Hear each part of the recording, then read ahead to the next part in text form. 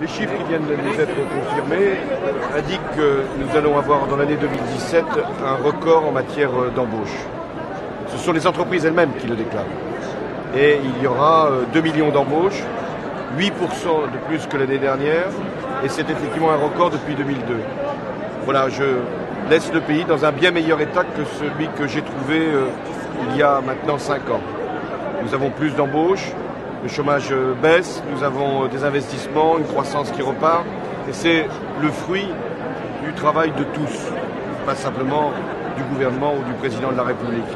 Mais ce que je veux, c'est que mon successeur, ce sont les Français qui vont maintenant se prononcer, soit en continuité, en cohérence par rapport à ce qui est fait. Ne démolissent pas ce qui a été construit avec les efforts de tous. Et faire en sorte qu'il puisse y avoir, à partir de ce socle, une nouvelle étape qui puisse être franchie pour que les Français vivent mieux.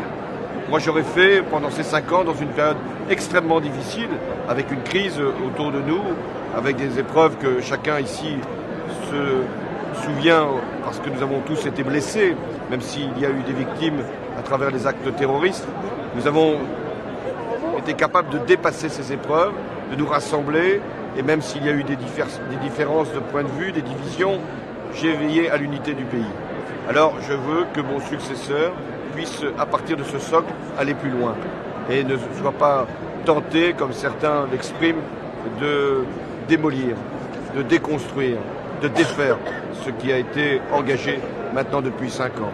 C'est finalement le seul appel que je peux lancer, c'est celui de poursuivre l'action qui a été engagée et de faire, c'est bien normal, qu'une nouvelle page puisse être écrite parce que chaque président doit apporter sa marque. Ce successeur, vous aussi, vous allez le choisir. Est-ce que vous faites partie des indécis ou est-ce que vous avez fait votre choix, vous ? Moi, je sais en tout cas ce que je ne veux pas.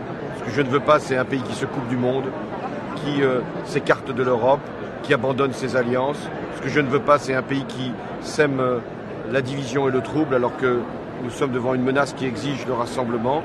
Ce que je ne veux pas non plus, c'est des purges qui ne sont pas nécessaires alors que nous avons fait les efforts indispensables pour être compétitifs, mais aussi pour faire avancer le progrès social. Ce que je ne veux pas, c'est des fuites en avant qui n'aboutiraient qu'à des crises supplémentaires. Voilà, vous en savez suffisamment. Merci à vous.